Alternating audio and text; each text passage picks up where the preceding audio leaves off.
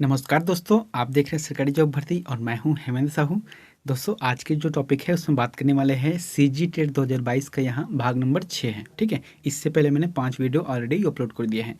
दोस्तों, एक चीज़ और है, आज के जो टॉपिक है वहाँ बाल विकास एवं शिक्षा शास्त्र के अंतर्गत जो है इकाई 3 और इकाई 4 का है।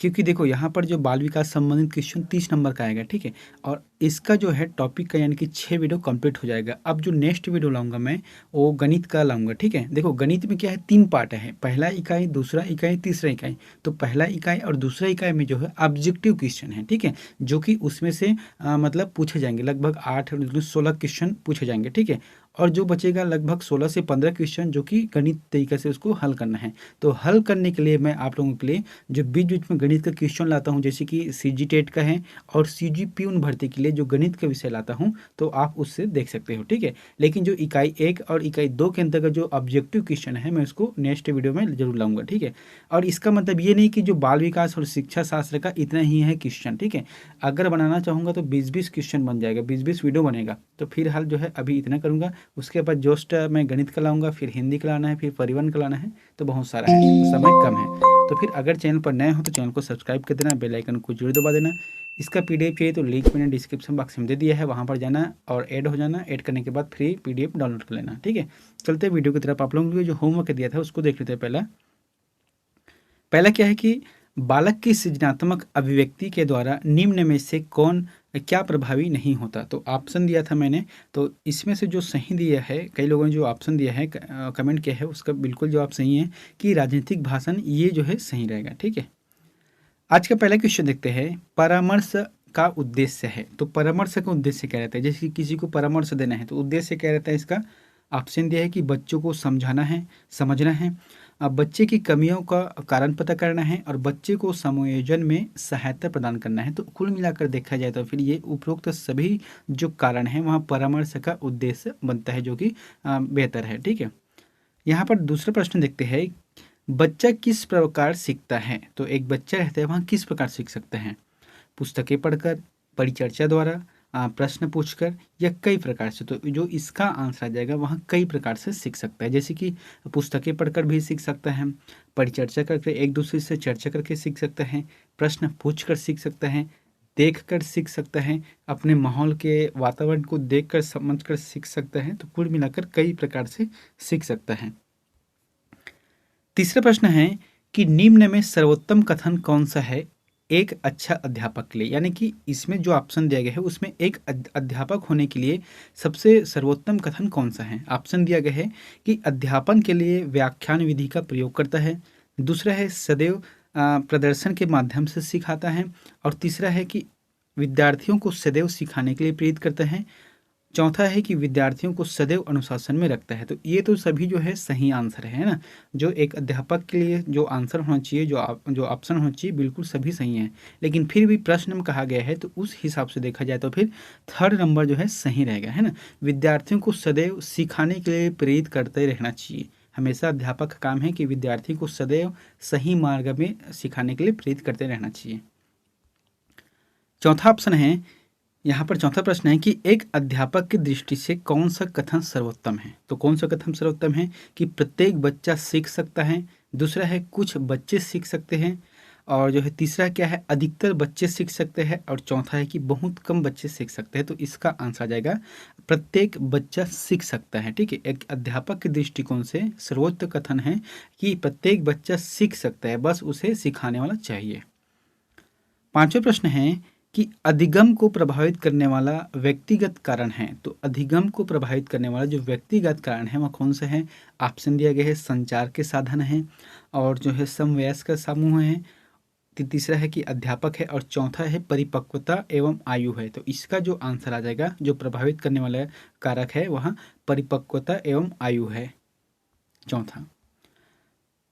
पांचवा है, छठवा क्या है कि रचनात्मक लेख का नियोजन होना चाहिए। तो रचनात्मक लेख का नियोजन होना चाहिए किस बात के लिए।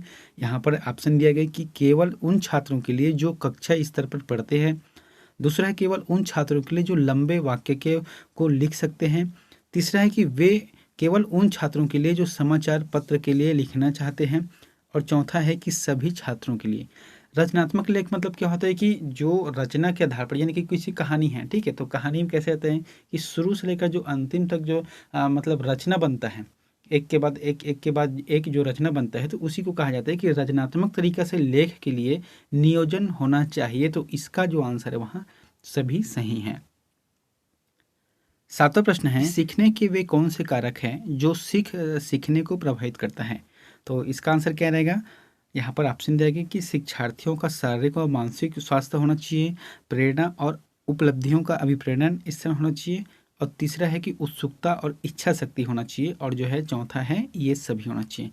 तो इसका आंसर आ जाएगा ये सभी, है ना। जो सीखने के वे कौन से कारक है जो सीखने को प्रभावित करता है, तो ये सभी कारक है जो सीखने के लिए प्रभावित करता है। आठवां प्रश्न है, सीखने के संज्ञानात्मक सिद्धांत का प्रतिपादन किसने किया था। तो सीखने के लिए जो संज्ञानात्मक सिद्धांत है प्रतिपादित किसने किया है, इसका आंसर आ जाएगा टॉलमैन ने किया है। टॉलमैन ने किया है जो संख्यात्मक सिद्धांत का जो प्रतिपादन है सीखने के लिए टॉलमैन ने किया है।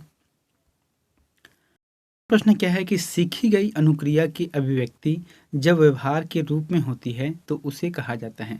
जैसे कि यहाँ पर बोला क्या गया है कि कोई क्रिया है, अनुक्रिया है जो सीख गया है और उस क्रिया को व्यवहार में लाया जाता है, तो उसे क्या कहा जाता है, निष्पादन कहा जाता है। ठीक है, यहाँ पर निष्पादन कहा जाता है।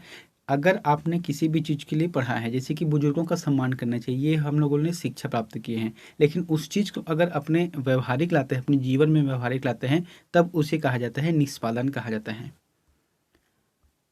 10वां क्या है, करके सीखना निम्न में से किस अवस्था के लिए उपयुक्त है।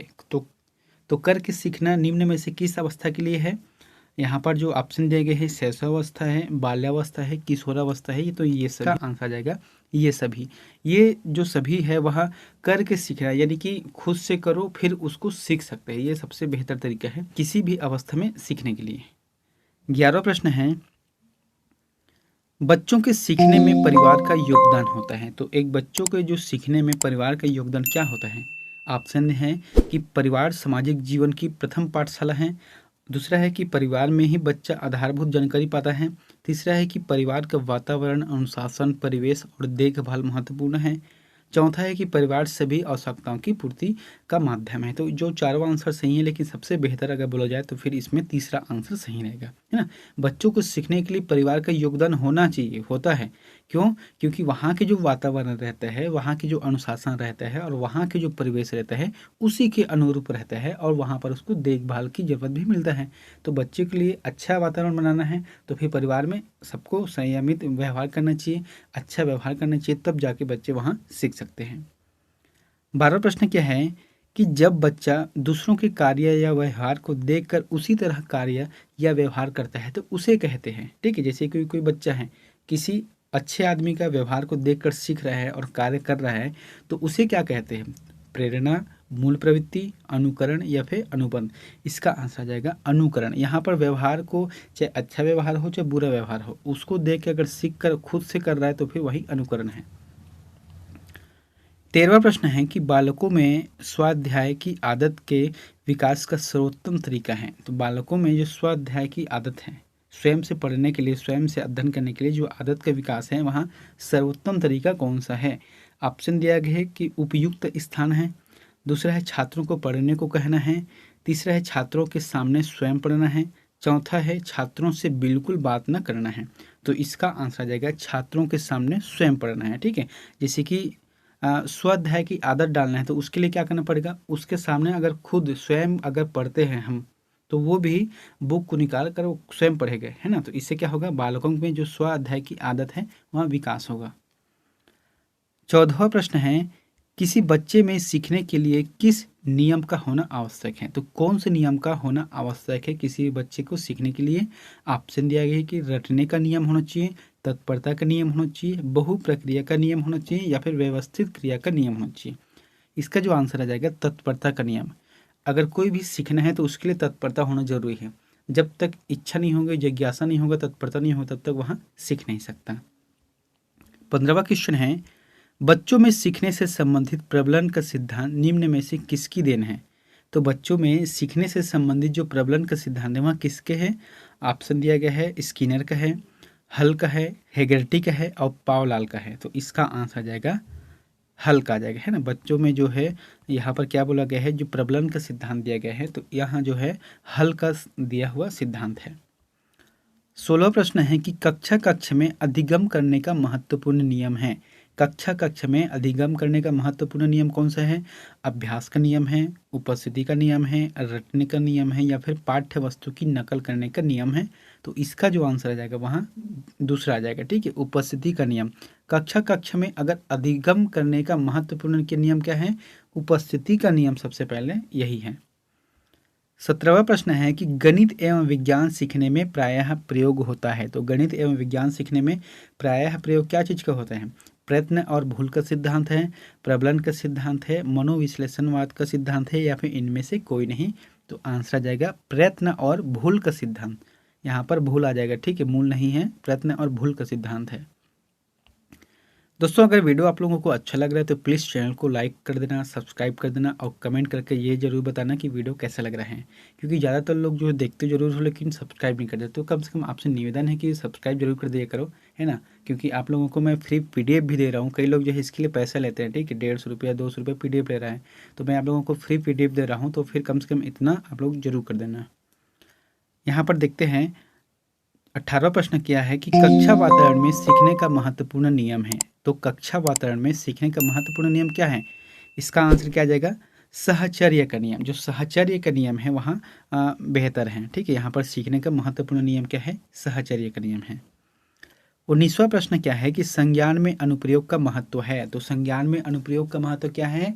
इसका ऑप्शन रहेगा, यहाँ पर दिया गया है कि बच्चों के पूर्व ज्ञान की जांच करने में, बच्चों का मूल्यांकन करने में, बच्चों में भय की दशा उपस्थित करने में, उसके बाद है बच्चों के क्रोध की भावना जागृत करने में। तो ये चारों ऑप्शन में से पहला जो आंसर है वहाँ बिल्कुल सही है ना। बच्चों में पूर्व ज्ञान की जांच करने में संज्ञान में अनुप्रयोग का महत्व है। 20वां प्रश्न है कि निम्न में से क्या एक प्रतिभाशाली बालक की विशेषता है। तो क्या एक प्रतिभाशाली बालक की विशेषता है निम्न में से? ऑप्शन दिए गए कि एक से अधिक विषयों में कमजोर होना, दूसरा है कि अत्यधिक उत्तेजित होना, तीसरा है अमूर्त चिंतन की अधिकता होना, और चौथा है कि उपरोक्त में से कोई नहीं। तो इसका आंसर आ जाएगा अमूर्त चिंतन की अधिकता होना। यह जो है प्रतिभाशाली बालक की विशेषता है, तीसरा सही रहेगा। उसके बाद 21वां क्वेश्चन देखते हैं, प्रतिभाशाली बालकों की शिक्षा व्यवस्था हेतु संस्थान है। तो एक प्रतिभाशाली जो बालकों की शिक्षा व्यवस्था के लिए संस्थान कौन सी है? तो ऑप्शन दिया गया है कि ज्ञान प्रबोधिनी है, अमर ज्योति है, विश्व भारती है, या फिर शांति निकेतन है। तो इनमें से जो आंसर जाएगा वहाँ ज्ञान प्रबोधिनी। इसको याद रखना आप लोग, है ना। ये प्रश्न बार बार आते हैं कि प्रतिभाशाली बच्चों के लिए जो शिक्षा व्यवस्था है कौन सी संस्थान है? तो ज्ञान प्रबोधिनी इसके संस्थान है। 22वां प्रश्न क्या है, निम्न में से क्या प्रतिभाशाली बालकों की समस्या है? तो एक बालक की जैसे कि समस्या है, प्रतिभाशाली बालकों की समस्या क्या है? आंसर है कि गिरोहों में शामिल होना, दूसरा है कि अध्यापन विधियां हैं, तीसरा है स्कूल विषयों एवं व्यवसायों के चयन की समस्या है, तो उपरोक्त सभी। तो इसका आंसर आ जाएगा उपरोक्त सभी। जैसे कि प्रतिभाशाली बालकों की समस्या क्या है? गिरोह में शामिल होना, यानी कि अगर कोई प्रतिभाशाली बच्चे हैं और उसके गिरोह यानी कि जो दोस्ती यारी है कुछ ऐसे लोगों से हो जाता है जो कि असामाजिक तत्व जैसे कार्य करते हैं, तो ये उसके लिए एक समस्या है। अध्यापन की जो विधियां हैं उसके लिए अगर समस्या बन सकता है, और स्कूल विषयों और व्यवसायों के चयन करना है, तो ये भी समस्या है। तो कुल मिलाकर देखा जाए तो फिर तीनों समस्या हैं। 23वां प्रश्न है कि प्रायः मौलिकता का गुण किन बालकों में पाया जाता है? तो किन बालकों में पाया जाता है प्रायः मौलिकता का गुण? जो है ऑप्शन दिया गया है कि प्रतिभाशाली बालकों में, पिछड़ा बालक में, सामान्य बालक में, असंतुलित बालक में। तो इसका जो आंसर आ जाएगा वहाँ पिछड़ा बालक में है। 24वां प्रश्न क्या है कि सृजनात्मक के संबंध में निम्न में से कौन सा कथन सत्य है? तो कौन सा कथन सत्य है सृजनात्मक के संबंध में? ऑप्शन दिया गया है कि सृजनात्मक चिंतन में एक सीमा तक अभिसारी चिंतन भी होता है, और दूसरा है कि सृजनात्मक एक लक्ष्य निर्देशित प्रक्रिया है, तीसरा क्या है सृजनात्मक में व्यक्ति कुछ नया एवं भिन्न चीज़ों की रचना करता है, उपरोक्त सभी। तो इसका आंसर जाएगा उपरोक्त सभी। जो सृजनात्मक के संबंध में कौन सा कथन सत्य है? तो यही इसका आंसर जाएगा चौथा, जो कि उपरोक्त सभी सही है। 25वां प्रश्न क्या है, बालकों की सृजनात्मक क्षमता को क्या है? यहाँ पर बालकों की सृजनात्मक क्षमता को क्या करना चाहिए? यहाँ पर पहला ऑप्शन है कि एक विशेष प्रविधि के शिक्षण द्वारा बढ़ाया जा सकता है, दूसरा है कभी नहीं बढ़ाया जा सकता क्योंकि यह जन्मजात प्रक्रिया है, तीसरा क्या है, बढ़ने या घटने के लिए ऐसी कोई विशिष्ट शिक्षण विधि नहीं है। और चौथा है उपयुक्त में से कोई नहीं। तो इसका जो आंसर आएगा पहला सही है कि बालकों की जो सृजनात्मक क्षमता है उसको एक विशेष प्रविधि के शिक्षण द्वारा बढ़ाया जा सकता है। 26वां प्रश्न क्या है, जिन विद्यालयों में समकीकृत शिक्षा दी जाती है उसके शिक्षकों को किस क्षेत्र विशेष में प्रशिक्षित करना चाहिए। तो कौन से क्षेत्र में प्रशिक्षित करना चाहिए। ऑप्शन दिया गया है कि विशेष आवश्यकता वाले बच्चों की पहचान और शिक्षण है। दूसरा है कि व्याख्यान विधि द्वारा शिक्षण है। तीसरा है क्रियात्मक के साथ शिक्षण है। और चौथा है उपयुक्त में से कोई नहीं। तो इसका जो सही आंसर आ जाएगा वहाँ पहला आ जाएगा, है ना। विशेष आवश्यकता वाले बच्चों की पहचान है और उसको शिक्षण देना है। 27वां प्रश्न क्या है, कक्षा में पढ़ाने में पिछड़े हुए बालकों के प्रति आपका दृष्टिकोण होगा। देखो क्या बोल रहा है कि अगर पिछड़े हुए बालक हैं तो आपका जो दृष्टिकोण है उसके प्रति कैसा है। ऑप्शन दिए गए यहाँ पर कि उनके पिछड़ेपन के कारणों को ढूंढने में। दूसरा है कि सभी इकट्ठे का हमने थोड़ी लिया है, यहाँ सोचकर उस पर ध्यान नहीं देंगे। और तीसरा है कि अन्य बालकों के समान ही उन्हें समझेंगे। और चौथा है कि उन्हें अन्य बालकों से अलग समझेंगे। तो इसका जो सही आंसर आ जाएगा उनके पिछड़ापन के कारण को ढूंढेंगे। ठीक है, अगर कोई बालक पिछड़ापन है क्लास में, अगर सभी लोग होशियार हैं सभी बालक, लेकिन कुछ बालक ऐसे रहते हैं जो थोड़ा सा पढ़ाई में कमज़ोर रहते हैं, तो उसके लिए क्या करोगे आप, उसके जो पिछड़ेपन का यानी कि जो उसको समझ नहीं आ रहा है, वो ठीक से कर नहीं पा रहा है, तो उस कारण को जानना है और जानने के बाद उसका निदान करना है। 28वां प्रश्न है कि एक पिछड़े बालक की शिक्षा के स्वरूप में कौन सी बातें सम्मिलित की जानी चाहिए। तो कौन सी बातें सम्मिलित की जानी चाहिए। ऑप्शन दिया गया कि विशेष शिक्षण विधियों का प्रयोग करके, विद्यालय में विशिष्ट कक्षाओं की व्यवस्था करके, विशेष पाठ्यक्रम की व्यवस्था करके और उपरोक्त सभी। तो इसका आंसर आ जाएगा उपरोक्त सभी है। 29वां प्रश्न है, पिछड़े बालक का शिक्षा के क्षेत्र में विकास के लिए क्या करना चाहिए। तो क्या करना चाहिए, अगर कोई बालक पिछड़ा है तो उसके विकास करने के लिए ऑप्शन आ जाएगा पिछड़ेपन के कारणों की खोज करना है, व्यक्तिगत ध्यान देना है उस पर, पाठ्यांतर क्रियाओं की व्यवस्था करना है। तो उपरोक्त सभी बिल्कुल सही बात है कि अगर कोई बालक पिछड़ा हुआ है तो उसको पिछड़ेपन का जो कारण को ढूंढना चाहिए और उसके लिए खासकर से व्यक्तिगत रूप से उसको ध्यान देना चाहिए। ठीक है, उसके लिए जो पाठ्यांतर की जो क्रिया की व्यवस्था करना चाहिए। और तो ये जो है सभी सही आ जाएगा। 30वां प्रश्न है कि ब्रेल लिपि का प्रयोग किस प्रकार के विकलांग बच्चों की शिक्षा व्यवस्था के लिए किया जाता है। तो एक जो ब्रेल लिपि आता है उसके लिए जो है किस विकलांग बच्चों की शिक्षा व्यवस्था के लिए किया जाता है। आंसर आ जाएगा अंधे बालकों के लिए, यानी कि जिन लोगों को दिखाई नहीं देता वो लोग कैसे पढ़ सकते हैं।